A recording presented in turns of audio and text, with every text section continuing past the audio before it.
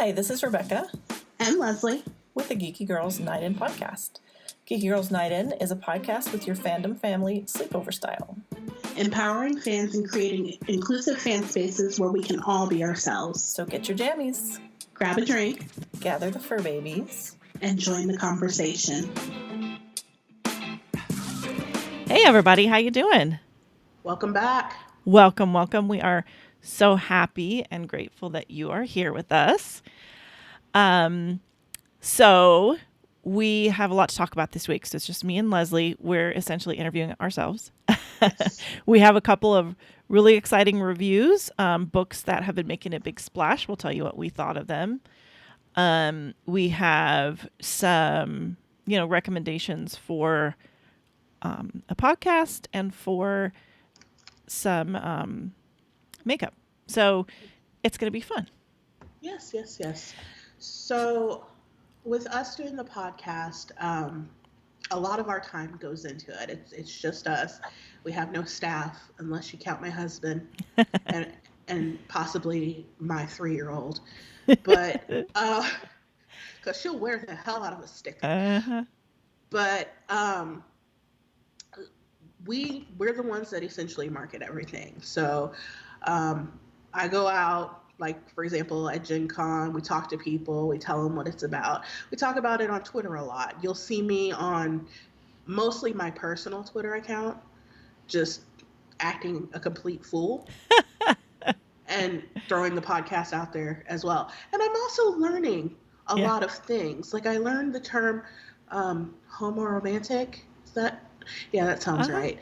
Yeah. Which confused me a little bit because the young lady was very upset that somebody was calling her a lesbiophobe and a biphobe, but she's bisexual, but she's homo. It was a lot, but she took time. Yeah.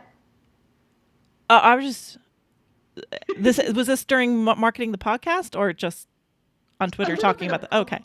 A little bit of both. And so I was like, listen to our podcast, we'll love you. And then always. Yes. And then there was another girl who I felt really bad for because I guess people were trying to use her. She's a Twitch streamer, and people were using her trying to get to her boyfriend of all things, and trying to get sponsors through her and things like that. And she ran down a list of things that she couldn't do for you. So I was like, let's be friends and listen to my podcast because, I don't want your man. I'm married. And so now she's my friend on Twitter. Hey, girl, hey. So you're all kinds of marketing guru. I mean, and people, I don't know, people don't necessarily know how much work goes into a podcast. And the thing is, we both work full time. We're both moms. You have a toddler and I'm a single mom. And so we really just have a couple of hours a week, and depending on how we're feeling, Yeah. So I would say the first, up until now, we've spent mostly just learning how to record and upload and share on all of the social media websites. Yeah. And then we've kind of been, inching out there into marketing the podcast. So first of all, we appreciate anyone who helps by reviewing us or sharing us. Kevin Batchelder shared our podcast on Twitter, which was really nice. He's on the Winona Earp podcast, Tales of the Black Badge, and he's just like a super professional. He's been doing this for years, so that was really nice. Yes, and then also there is a podcast that is here in Indy, a friend of mine.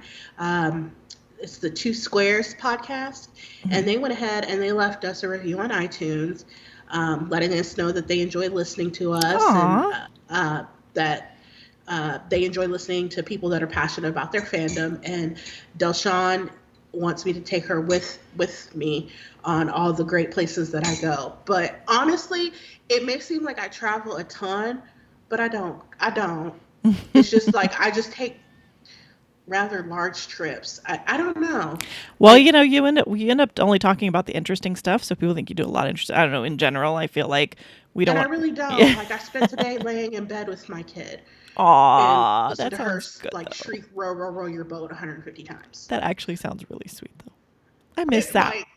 I missed Like, my that. husband has a picture of us, and she's on her tablet, and I'm on my phone, and we're both covered up in blankets up to our chins. Oh, my son's Like, 16, so I get a little sentimental. I'm like, oh, I remember that. it's an absolute blast sometimes, but So, she is, I don't know where she gets the energy from. Like, she comes out of her nap, and she's like, are we going to the place? Where are we going? Are we going to the place? I'm like, she goes from 0 to 1,000. in an instant. And I was just like, I don't know what's happening or what's going on. Can you please sit down and eat your snack? She's Eat so your snack, girl. cute. So, And then another thing, so we, part of that is people sharing it, but part of it is, I've been doing some research trying to learn how to tweet audio clips because it's a little bit trickier to market a podcast to tweet because like someone's going to click over and listen to all 45 minutes. So, it's kind of if you can right. give people a little clip, they can try it there. That's a little bit easier to pull people in, or quotes, which I don't know how to do the quotes because, well, I'm talking, like I'm not writing down what I'm writing. So there's a lot of reasons we should get our stuff transcribed for SEO purposes, so people can find us easier for people who are deaf and also to get pull quotes. So I've been doing a lot of research around that stuff, and I feel like I'm getting closer little by little to really actually figuring it out and putting some stuff up, which is fun. Very cool. Very cool. So that's a little bit about, the behind the scenes, how the sausage is made. So let's talk. Let's chat. Let's do it. I want to start off. I want a new segment Okay. and insert appropriate music around here. And I want to call it "What Are You Drinking?" So and I know that sounds kind of scary, but bear with me here. So in our intro, we tell you, grab your jammies, get a drink. So I want to know what it is that you're drinking while you're listening to us. I am drinking chai spice black tea by Stash in my Marauders Map Harry Potter mug. Nice. Yes, it's huge and it holds a lot. I was gonna throw some lemon balm in there, but I just needed the warmth of the chai. I'm having an allergy situation. It started about 3 hours ago, so I may sound a little congested, a little more congested than normal. But this stuff kind of soothes and helps. Nice. So, are you drinking anything tonight? Girl, see, if I'd known you're going to do this, I would have gone and got I got a glass of red wine sitting for me in the fridge and I forgot to grab it. Gotcha. But, yeah. That's what I had poured. Yeah, it was hilarious. I had to make 2 separate trips because I podcast in my basement. So, first trip, had my blanket because I'm freezing. I think I'm getting sick. I have my blanket, I have my laptop and my phone and my Dexcom receiver. And second trip was my tea, and then I realized I forgot my mouse. Then I needed my notebook and all this stuff. And so, yeah. But you did it. You made it. I did. And then I'm sad. Aretha Franklin passed away this week. Yeah. And I'm really, really sad about that.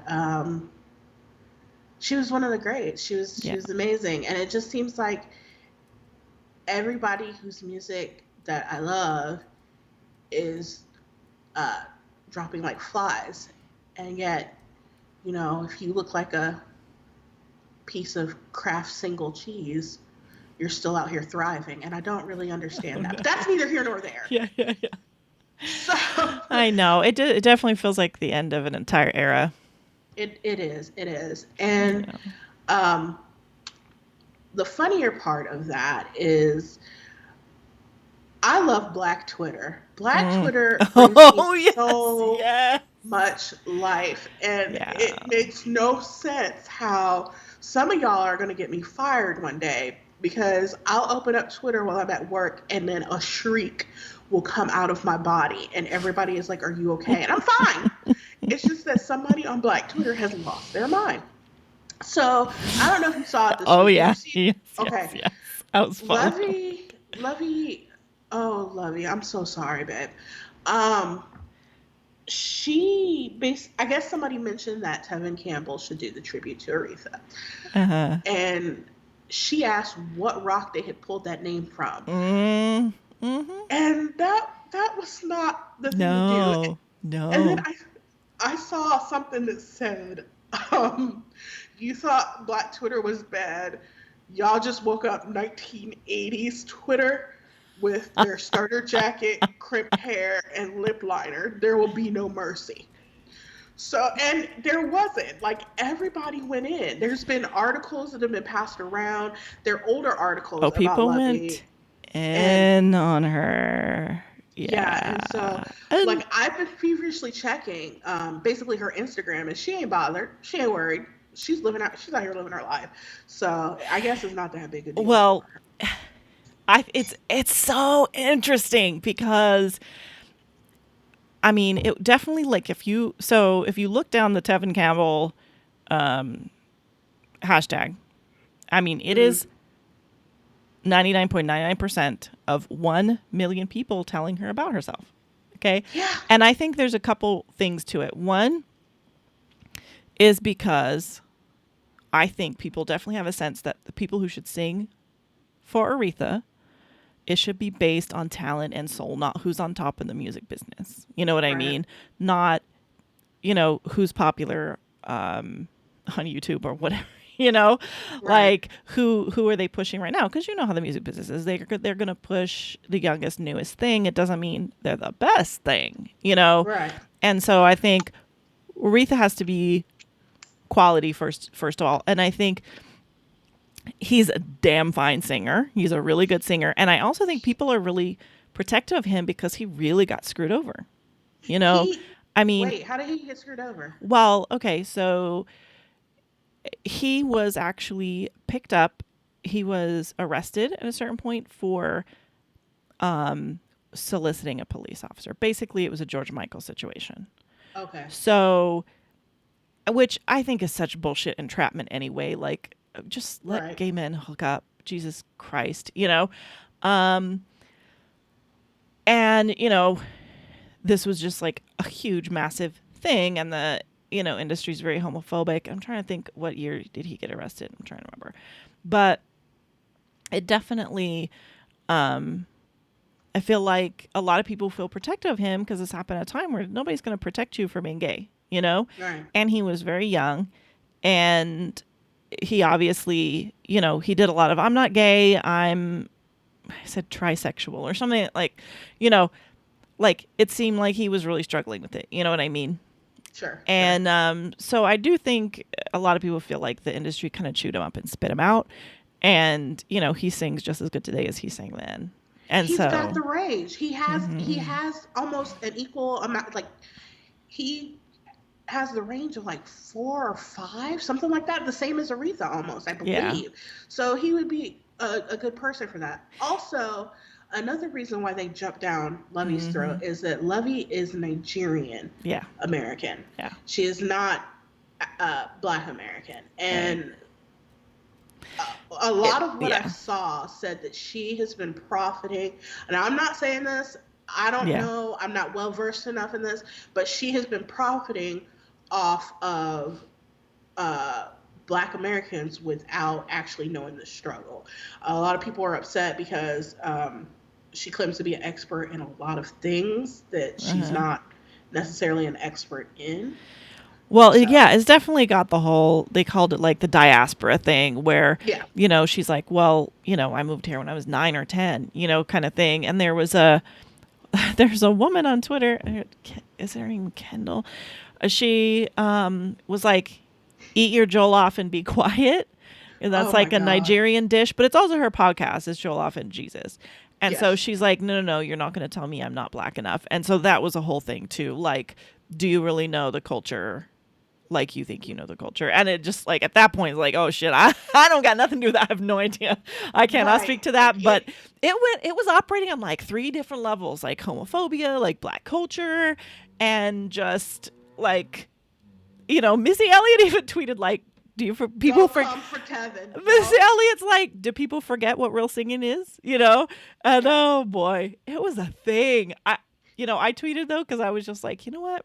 It kind of made me like, I feel bad for Lovey, of course, but I kind of made me feel good that like people on Twitter have standards, like you're not going to talk crap about somebody, and you're like, well, hey, at least there's that, Right, right. It was, oh Lord, it was rough. So Yeah, and he was like seemed very grateful. He thanked everybody, and I don't know. I do feel kind of like bad for everything he went through, so I thought that was kind of sweet. At least I'm sure Lovey's gonna be just fine. yeah, she's sitting around in her auntie robe, living her life. So Right, cashing her check. she, She's fine. yeah, she ain't concerned about any of us. She's got a book deal. I work 9 to 5 and want to yell at people sometimes. Yeah, So I mean, yeah. whatever. But it As was long as they don't really get Taylor interesting. Swift to do it, I don't. Yeah. If y'all have Taylor Swift on a stage singing an Aretha Franklin song after Aretha has shaded her before, like, I hope Aretha haunts you. I Well, hope Aretha haunts you. I think the really funny thing is that when people are like, I'm gonna sing to honor Aretha, and you're like, you know what? No, Aretha didn't want nobody to sing but her. Right. Like the only thing you could do to honor Aretha is play her music, because she always wanted the limelight. She always, she was super shady about a lot of other singers. Like, Well, she's the one that said, like, the lady, or like the guy, she was being interviewed, yeah. and the guy was naming off famous singers. And Oh, she she's shaded like, all of oh, them. great, great. And then the guy got to Taylor Swift, and she's like, nice gowns. Yeah. Very nice gowns. So, Yeah, she was the queen of shade, and basically, like, she was, she like play Aretha. That's what would make her happy. Have someone else sing her song? Hell no. She's gonna be like, that bitch can't sing. right, exactly. From the grave, she'd be like, Be like, good day, sir. Yeah, Or yeah. madam. Anyway. Oh my gosh. All right. So also, this is a little less, I don't know, worldwide, but you should all feel the hurt for me. Another gone too soon, my gaming laptop. Yeah, a little less worldwide. Yeah, just a tad. Lord. So last night my gaming laptop died. That's Would so not sad. come back on. And I'm a lot better than I was, but it turned off. It wouldn't come back on. I looked at my husband dead in his eye and was like, I'm going to bed because I can't cope with this right now. Yeah. And so I went to bed, and we got up this morning, and I'm gonna be honest, like, it's still dead. It's dead and gone. I don't know what's wrong with it, but I work in technology. My husband works in technology. Between the both of us in our Frankenstein office of parts, we have another computer that's up and working. It's not the one that I'm currently working on right now to do the podcast. Mm-hmm. This is my tiny laptop that I can actually take places. But you got me set up with a desktop. It's not as powerful as my gaming laptop. And we took an image. We were able to take an image from my laptop and basically roll it onto this computer. And so I have everything as it is. But my feelings are hurt because I have had this laptop forever, and it was so beefy that, like, is it as old as the blog? It's probably like 5 or 6 years old, but it was so beefy and so souped up when I bought it that it even plays games that are now. Nice. Like I can play The Sims 4 no issues, and that's like a graphics heavy game. I can play Hearthstone, like I've been playing. Fortnite, I had no issues, and now it's dead and gone. And I've heard gaming computers are like that though, that they don't last very long, and they're expensive. So here, like, we need a history of my computer usage. So when I lived in Kokomo, I used my mother's computer, and my mother had a Packard Bell. I don't even know. And she had AOL because Oprah told her to get AOL back in 1992. And that was a good move that year. That's what she stuck with. And my mom listens to the podcast, and she's going to be so mad that I said that. But whatever, Mom, you had AOL forever. That's sweet. She listens, though. My family's like, no, thank you. She listens, and then she cusses at me. Like, she got mad because I told the Uber story, but you did Ah! say boober. Whatever, lady. Anyway, so, I'm getting Hi, ready to Leslie's start. mom. Thanks for listening. So, I was getting ready to start school for computer information technology, and I needed something a little better than what my mom had. So I purchased a Toshiba satellite laptop. That was my first computer that was all my own, that wasn't built of somebody else's Franken parts. And like, I would take that thing to Panera or to wherever I could get free Wi-Fi, and I would do my homework and stuff like that. And that thing carried me forever, for years, and then it slowly started to die. And I was looking for a new laptop when it died, and I was like, you know what? I know a ton about computers now. I'm going to make the smart choice. I'm going to make the sensible choice. And my dumbass saw an HP Garden Dreams laptop. Have you seen these? Oh, I don't know squat about squat. Okay, you don't even need to know anything about this. All you need to know is that it's a white laptop and it's got pretty flowers painted on it. Well, there you go. And that's all I saw, and I screamed. And my husband, who at the time was just my boyfriend, was like, well, maybe you should look around a little more, put some but it's got flowers on it. What else do I need? Turns out there was a lot more that I needed.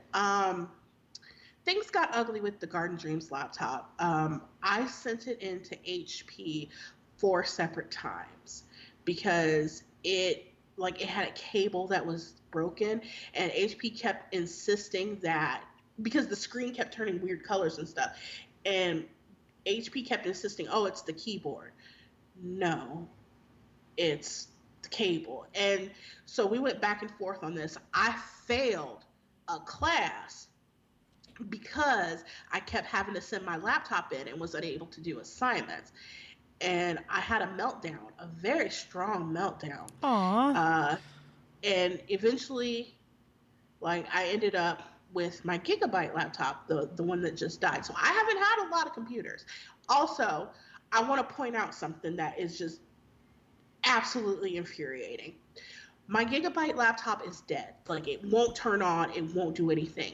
Please tell me why that damn HP Garden Dreams laptop piece of shit is still our server upstairs. It's still working. I paid probably double on the Gigabyte laptop than what I did on that Garden Dream. Triple maybe. I don't know. It was cheap and it didn't work for me, and it caused me to fail a class.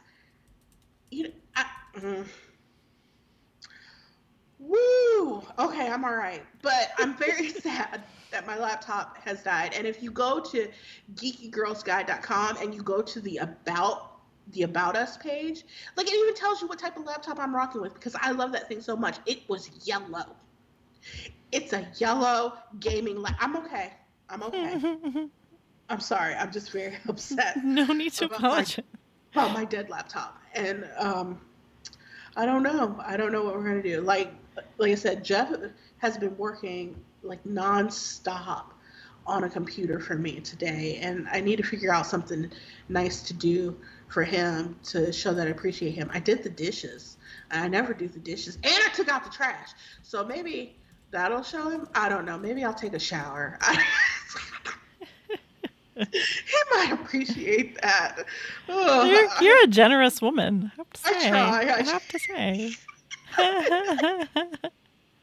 So that's been my week. Oh, and we went to the fair this weekend, and that was an absolute blast. If you look on Instagram, on Geeky Girl Guide, you can see pictures of it. You can see pictures of what I ate, including I don't have a picture of the deep fried peanut butter and raspberry jelly sandwich. I'm sorry.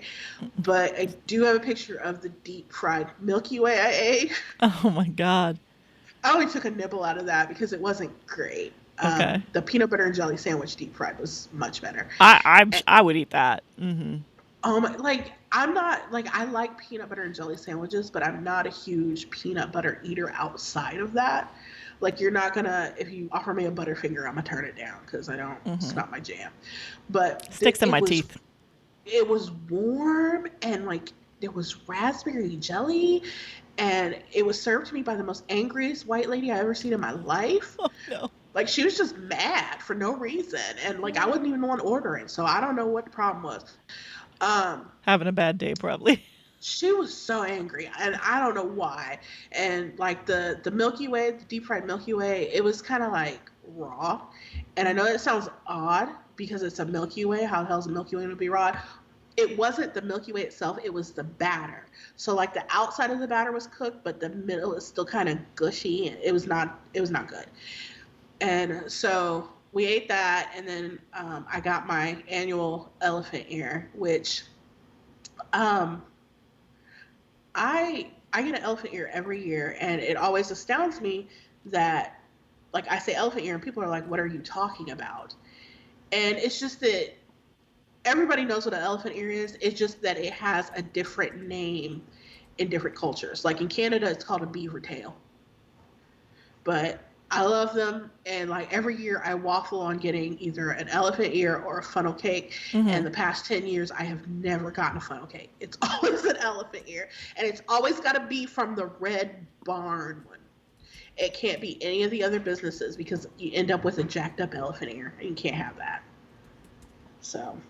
So good. Okay, I just Googled it. Uh-huh. It's fried dough. Yeah, it's just fried dough, and the original has like butter flavored oil brushed all over it, and then it's got a mound of cinnamon sugar on it. So Nice. I'm all about that. yeah, and like some people call it, like I've always called them elephant ears. Like I moved to Indiana when I was 6 or 7, and the first fall festival we had at my elementary school had them. That's where I discovered them, and I was a little confused because I was a very literal child. And Yeah. so I thought you were serving me a Oh, literal poor elephant baby. ear, and I'm like, dear God, no. I know. I love elephants. Right. And so the lady was like, no, no, no, let me show you how I make them. And she showed me, and I've been hooked ever since. So that was an absolute blast. It was hot as hell at the fair, as it always is. We were trying to go this year where there'd be a lot of overcast, and the weatherman lied to us. They always And do. yeah, we're always hot and always miserable at the fair. By the end of it, Geeky baby screaming, like I'm tired. My husband gets full sugar soda because he's not thinking. I can't. I'm diabetic. I'm not supposed to have full sugar soda, and so like I'll drink a couple sips, and he's like, "You better slow down on that." And I'm like, "Is it full sugar soda?" He's like, "Yeah." Next thing you know, my Dexcom is going off. I'm like, "Hey, your Oh blood sugar man. level's at 200. You No. might want to do something about that." So that was fun. Um, in geeky news, uh, gambling is a problem, and with games nowadays, um, that gambling addiction kind of rolls over to games.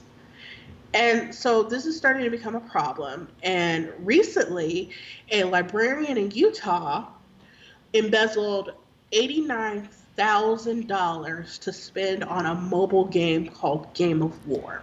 Oh my gosh. $89,000.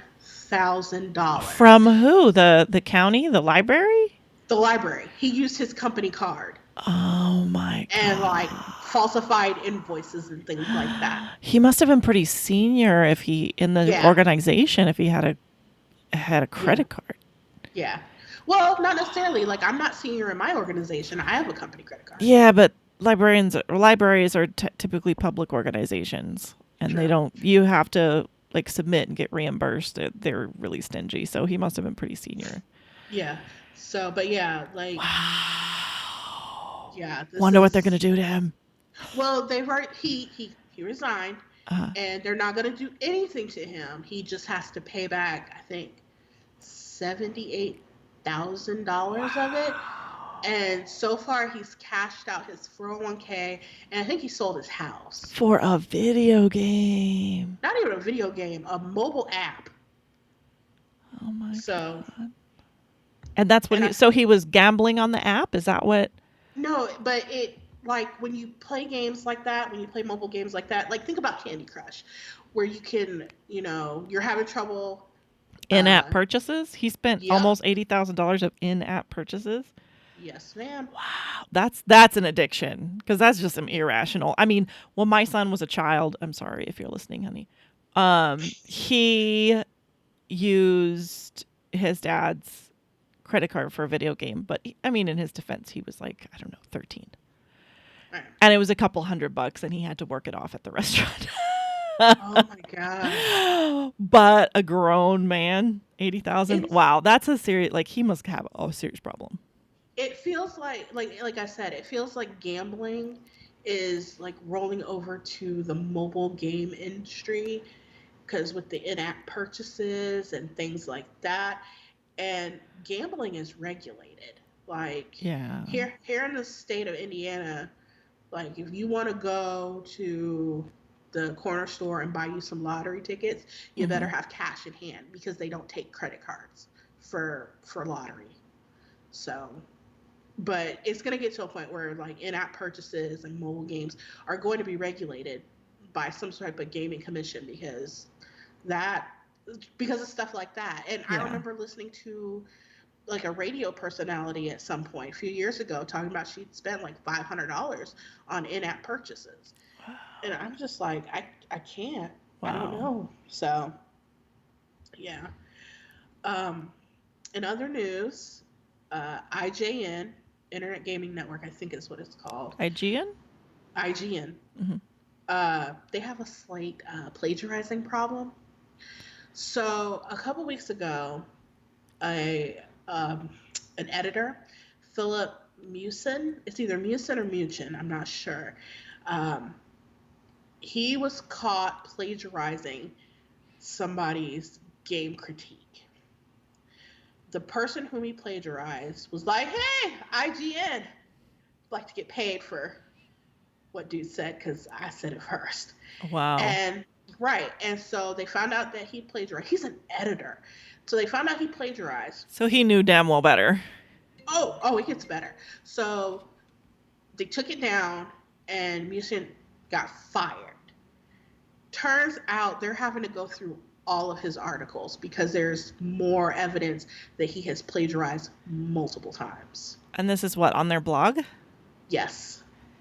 Wow. Yes. So there's a ton of the plagiarizing allegations surfacing right now. There's not a whole lot of information on what's been plagiarized and who's been plagiarized. I just know that he's been fired, and they're combing the site for all of his articles. So that's crazy. Yes. Also this week, I found out that Metal Gear Solid is not Gears of War. Oh my god. In your defense, it has gear in, and they're both war oriented. Right. So I love watching my husband play Gears of War. I'm one of those people that, like, there are some games I'll play and I love to play, but if you're playing like a console game, 9 times out of 10, I just want to watch you play and tell you where to go. Like, I'm a backseat gamer. If that's a term. I'm a backseat gamer. That's who I am.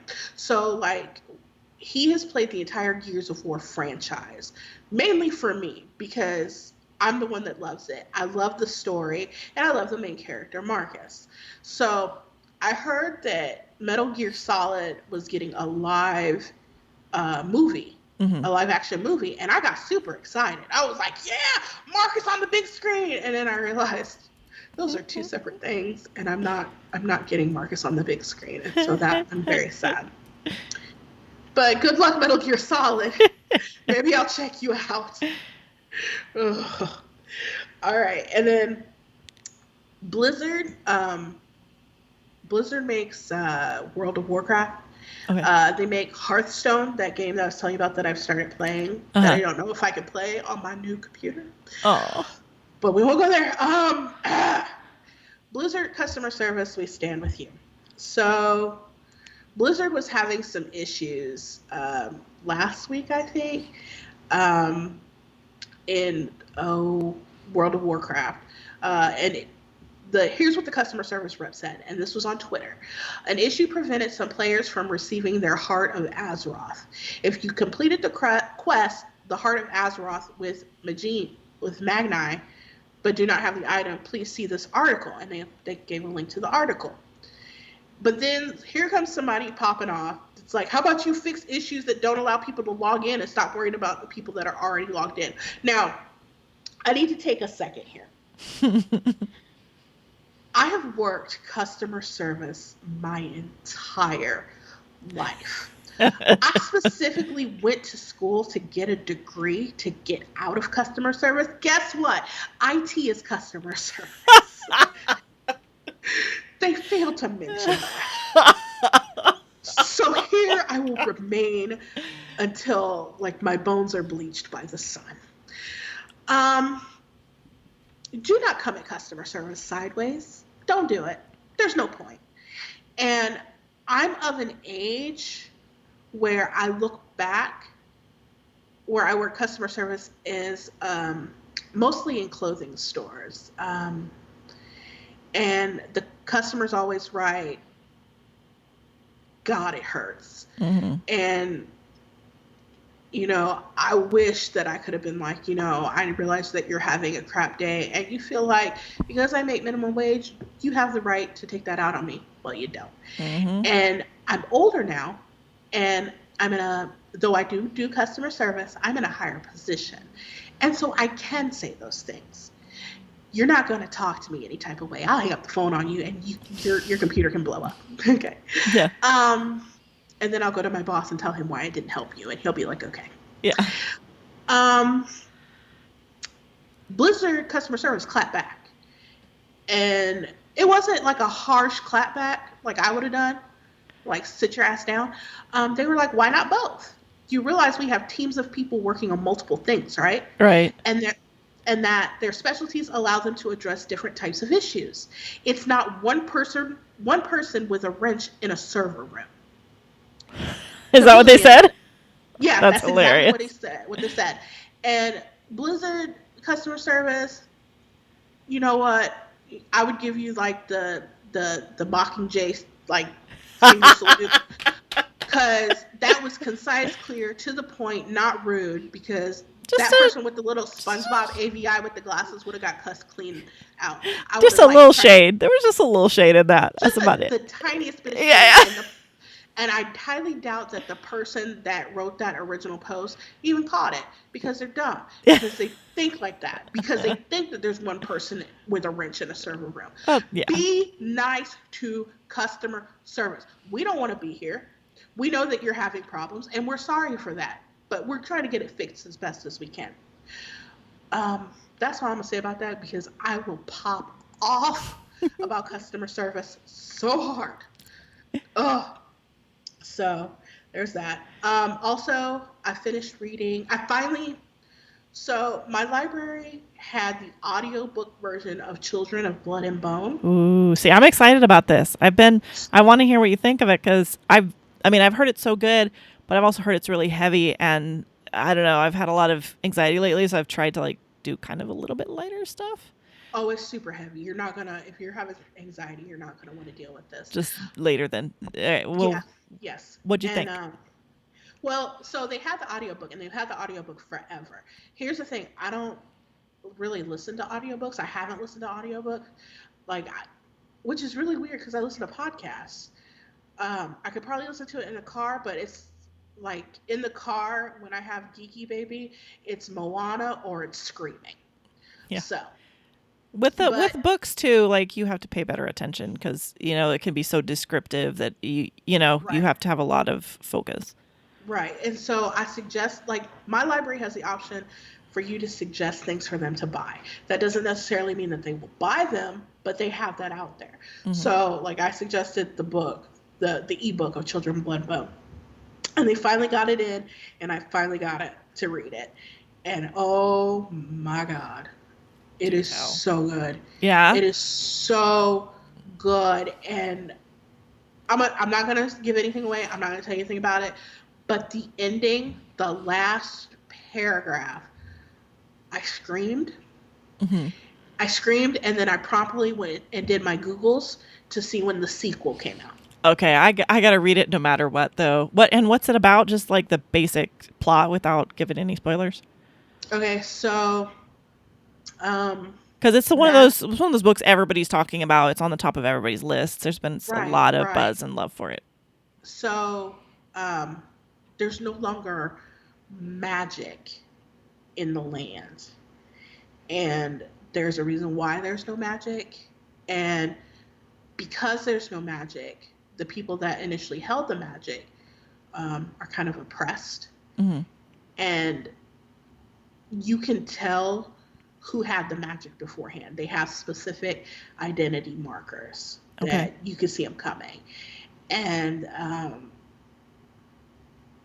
as a result, it's a quest. Let's just put it that way. It's a quest, and there's a lot, and there's themes in there about self-hatred and living up to what people believe you should be, and it's a lot. It's heavy, and it's steeped in what I believe is African tradition, and it's such a good book. It's such a good book. And to give you a little how heavy this is, the author's note, she talks about how like she wrote the book in the midst of seeing like Black people just dying in the street because of cops and things like that, and she put her pen to paper, and we got this. So that gives you an idea of how heavy that this can be. Just an FYI. You might want to be in a good frame of mind when you read it. Like I was perfectly okay, and I was okay afterwards. But like it took me some time to digest it after I got done. So. But you recommend it? Yes, I definitely recommend it. Trying to think.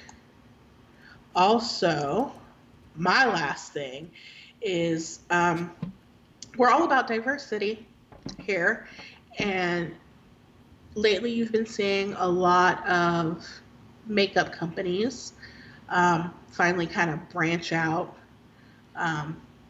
diversity-wise with their shades of foundation and colors and things like that will suit people of all shades. Well, the next person up is a YouTuber by the name of Alyssa Ashley. I watch her videos. She's like the cutest little button. Have you ever seen her? She's got a twin sister, and they look completely identical except they wear their hair different, and that's the only way you could possibly tell them apart. They're so cute. And she now has a makeup collaboration with NYX, and it's called Can't Stop, Won't Stop. And I don't know the amount of shades. I was watching Jackie Aina debut it before we started talking. There's a ton of them. And another thing is, like, Fenty Foundation is absolutely gorgeous. She is the like originator of all them shades, but it's pricey. And NYX gives you cosmetic level brand with pretty decent quality, and it's like $15. So if you're looking for a new and it's 24-hour wear too. If you're in a situation where you need 24 hours worth of makeup, I don't know what you're doing. I don't probably want to know what you're doing, but it's good to have that option. So that's about it for me this week. It's a lot. Okay. Well, I'll go through my stuff pretty quick. I have, so first of all, you guys know I love Wayward Sisters. And we didn't get the spinoff right now, but I did want to do like videos and bonus podcasts rewatching each of the episodes of the Wayward characters. So Wayward Sisters is, a part of the Supernatural TV show. So it's Sheriff Jody Mills, Sheriff Donna Hanscom, really, really awesome female characters, great themes of found family, and lots of amazing stuff. So I did a video. However, the sound is wonky, and I can't get iMovies to work, but that is coming. I do have the content. I just have to get it to you guys. And it's Wayward and Wine. So I just got a big old, jar of wine and drank the episode and watched it. And then that's like a, just to watch together. Like if you don't have anyone to watch with, or you just wanted to rewatch, like feel like you're rewatching with me. So that's coming soon. Cool. That'll be on our YouTube channel as soon as I can and figure out the volume. Other Supernatural news, the Hillywood girls came out with their second Supernatural parody. Oh my God. So I think I've looked at the other parodies. I think their Supernatural ones are by far the best ones. You're like, well, they have to be real fans because they do an amazing job. So did you watch it? I watched, I didn't have time to watch the whole thing. Geeky Baby was screaming. But I saw the beginning. So it was all Ghostbusters. Misha. And yeah, Misha playing the secretary from Ghostbusters. It was so cute. Yeah, it's adorable. And of course, it's like you're combining the Supernatural with like the sentimentality of the OG Ghostbusters movie. And it was really fun. And basically cameos from just about like everybody in the cast. Like people who haven't even been around for a while. Really, really, really, really cute. Definitely go check it out. Another not as good Supernatural news. So you know how Creation Entertainment is doing the Giving Back tour, Supernatural official convention indie that I really wanted to go to. I did not win the tickets, which there's no reason why I should have, but I was still hoping. So I probably will not make it out to Indy because then I have to get plane ticket and hotel and everything. But if you guys can go. It's in Indianapolis, and the other one is in, I think, is it Detroit? But it's a giving back tour. A lot of it has to do with, doing things for charity and service. A lot of interactive stuff, like way more interactive than your normal fan convention. Like all the panels are all something special and very interactive, and lots of fan contests, lots of just really getting to spend time and connect with your faves. And the boys aren't there, so Jared and Jensen aren't there. It's like Misha's the ringleader and really great guests. So, Kim and Brianna, Alex Calvert, Ruthie Connell, Rachel Miner, of course, Richard Spate, Rob Bennett, the whole crew. So if you can go. I wish I could. I'll be there in spirit. A little bit. So we talked about GISH the week that I did it, but I did want to do a follow-up that there is an article. So during GISH the Misha Collins and the fans, we raised let's see. We raised $264,596 to help 250 women in Rwanda. So what we did was buy farmland for these women who survived the genocide to have their own farming collective and market, so that give them a little bit of capital to get their own thing going, because they're all they're farmers. The women already know how to farm, but they owning your own land, that's a huge difference, and owning your own market rather than trying to scrape together enough. So that's something we can be really proud of. And also, quite a few of the items that we completed in GISH for those of you who didn't hear the last one, it's a scavenger hunt. It's a week long. They give you like 250 items, and you just complete however many you want to or you can. And there's always service items. And so in the process of doing one of the service items, I posted, hey, is there any project I can do? Because they were saying, hey, on Saturday between 5 and 9, solve a problem in your community, get a bunch of people together.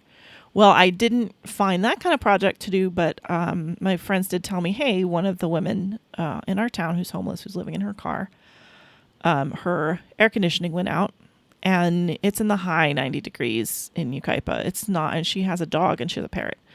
So, I was like, this isn't the item, but obviously, like, this is something I can solve. And so, like, my friends and people in town came up with the about like $750 and got her air conditioning fixed. Obviously, we're going to also still try to get her a place to stay, but in the meantime, that's cool. At least she's safer, and so that's just one tiny thing and one big thing that came out of GISH. So if you're interested, look it up, gish.com. Yeah. It's a great thing to do. So, and then one little fun thing, I'm a Winona Earp fan, though I'm not completely caught up because they killed off one of my very favorite characters. Oh Yeah, you know how it is. Some of these times these things happen, and so I'm just like, I don't want to see it happen. So I'm just putting it off. But I still love the show, and my youngest sister Jessica texted me, "I'm finally watching Winona Earp," and I was so happy because I know Earpers, but only on the interwebs. I don't really have any like in my town. So I went over to her house later that evening and I saw she was on episode 4. So I think we have a winner. I think I have recruited a fellow Winona Earp fan. I'm very excited. Yay! And then wrapping up, because we're pretty much running out of time, but I have 2 reviews, I guess. One for a podcast, because I do love podcasts. So I've mentioned that Felicia Day has a podcast. It's called Felicitations with an exclamation mark. And, I love Felicia Day. She was on Supernatural. She's been on The Magicians, Eureka. And then, of course, she did The Guild. She has a lot of online content, gaming, stuff like that. And I love her book. I just find her to be like a very inspiring person. And she's just down to earth and adorable. And her heart's in the right place. She's a cool person. So I listened to her podcast. And so I think she's got maybe 11... She's probably got about as many episodes as we do. She started hers just a little bit after we started ours. Not that she knows that because she doesn't know me, but and it's basically just her talking and very just the way she is. She's so relatable and funny, talking about parenting, talking about what it's like when she goes to the conventions. Like she comes back from a convention, she tells about like her fan experiences and how it went. She doesn't talk as much about the project she has going because she's trying right now, I guess, to get some TV shows launched because she's always done YouTube and Twitch and TV, but now she has a kid, a baby. She's like a year and a half old. So she's like, I had to cut something out. So she's focusing on TV and she's like, well, she can't tell the product, but she tells like, a lot of advice on getting your creative projects going and then just a lot of silliness, And yeah, I definitely recommend it. It's really cute. It's just like talking to a friend. And that's just how Felicia is anyway. I've seen her at a couple of conventions and it's funny. So this wasn't actually my story. So my sister, Michelle, and I were at a convention, a Supernatural convention. I think this was in Vegas. She was coming down the elevator with her friend, her nerd wife, Chelsea, who I also love. And I guess they were in the elevator and they heard some wheels rolling. And my sister was like, trying to shut the elevator door. And her friend Chelsea was like, you're so mean, and like held the door. And it was Felicia. And my sister's friend was like, see, being nice pays off. So Felicia comes in and so this is a Supernatural convention where one of the guests, the guy who plays Benny, was causing all kinds of drama because he was drunk and he was like flirting with people and being inappropriate and trying to kiss all the fans and stuff anyway. And it was not good. Creation took him out not took him out, not like, but like they were like, time to go home. So they canceled a second day. But anyway, so they were telling her, they're like, did you hear what's going on? And she's just like, she's just a girl's girl. She's just like, oh, really? And then he's making out with everyone. She's like, that sounds so unsanitary. And that's like, she's just a little bit neurotic about, it's just, she's adorable. And she's just, so it's really just like spending time with, I think, a friend, but a friend who's just cooler because they're like, I feel like, I really love to learn from women like that who kind of are making their own way, creating their own content, who don't necessarily fit in the box. And they're just kind of really doing it their own way, and trusting their instincts and making things happen. So I definitely recommend it. And I laughed out loud a couple times every episode just because she's funny. And also, it made me feel better about our podcast. It seems like she has a lot of the same concerns. She's just like, am I doing this okay? She's like, should I be focusing on one thing? She's like, I talk about video games. I talk about parenting. I talk about the conventions. She's like, should I have segments? Should I be? And I'm like, okay, well, if Felicia's also like has to feel her way through this, then it's not just us. There you go. And so I also found it pretty, encouraging. And that's just how she is. She always shares that kind of thing. So you can feel encouraged, which is nice. And then the last thing I will talk about is the Brass City. So, I'm sorry, the City of Brass. So it's another one of those novels getting it's a fantasy novel. It's getting a lot of buzz. The author's name is S.A. Chakraborty. Don't know if I'm saying it right. Hopefully. So this book is very much inspired by Egyptian traditions, folklore, mythology, Islamic history. It's very rich and rooted and inspired by, existing folklore, mythology, and religious history. I think it's now. I don't know anything about those things, so I definitely can't assess it based on, oh yeah, that's the correct usage of whatever. But just as a reader, I will say, it is an epic fantasy. I'm trying to remember how many pages it is right now. I'm trying to see. 544 pages. So it's a chunk of a book. And Okay. I loved it. It's one of those things where from page 1 to page 2, you don't want to put it down. So here's the blurb. It says, Nari has never believed in magic. So Nari is a clever and defiant young con artist with miraculous healing gifts, and she lives in Cairo. On the streets of 18th century Cairo, she's a con woman of unsurpassed talent. But she knows better than anyone that the trades she uses to get by are all tricks. Both the means to a delightful end of swindling Ottoman nobles and a reliable way to survive. But one day she accidentally summons Dara, an equally sly, darkly mysterious jinn warrior, to her side during one of her cons, and she's forced to reconsider her beliefs. For Dara tells Nari an extraordinary tale. Across hot windswept sands teeming with creatures of fire and rivers where mythical Marids sleep, lies Daevabad, the legendary city of brass. So when she summons Dara, she finds out she's not just a regular old human, and there is this magical city. Oh. And so she, for many reasons, has to flee with him to this city. So there's so many things I love about it, but I would say there's a couple things that matter to me with books. So with fantasy books, I want to feel magic. I want to feel wonder, like you felt when you were little reading about dragons or whatever. And she absolutely delivers that. Like they'll start describing this creature or this, and you're just like, oh, that's so cool. There's a lot of that wonder.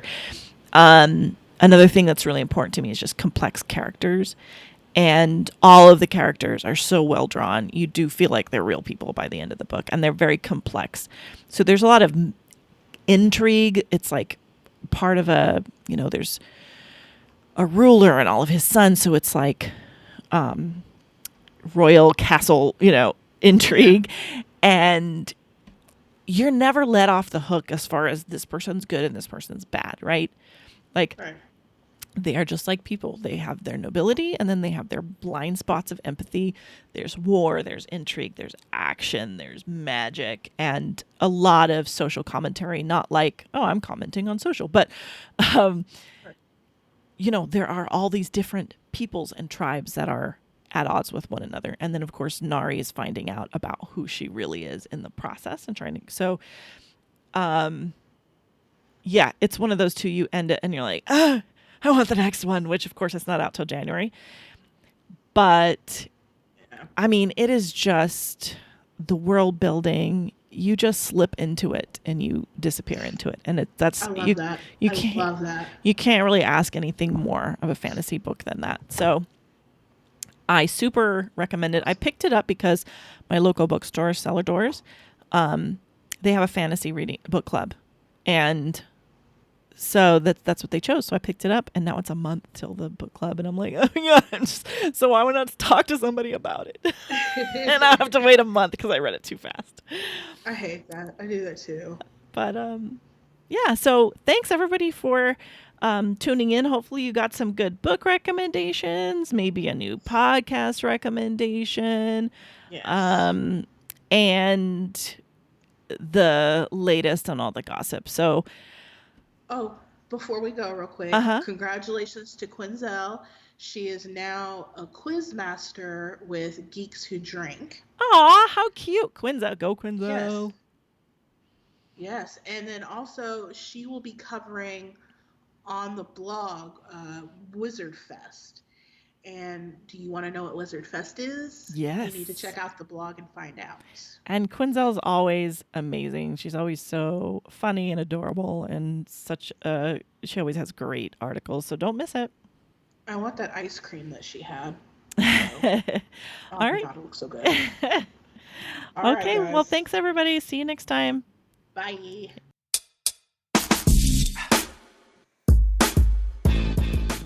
Thank you so much for joining us today. Since we are podcast newbies, it would mean a lot to us if you'd subscribe and rate us on iTunes or wherever you listen to podcasts. Also, we love to hear from our listeners. Leave us a voicemail at 785-746-2604. Email us at ask@geekygirlguide.com, or hit us up on social media at Geeky Girl Guide, all one word, on Twitter, Facebook, and Instagram. And remember, in the words of the great John Barrowman, never apologize for being nerdy. Until next time.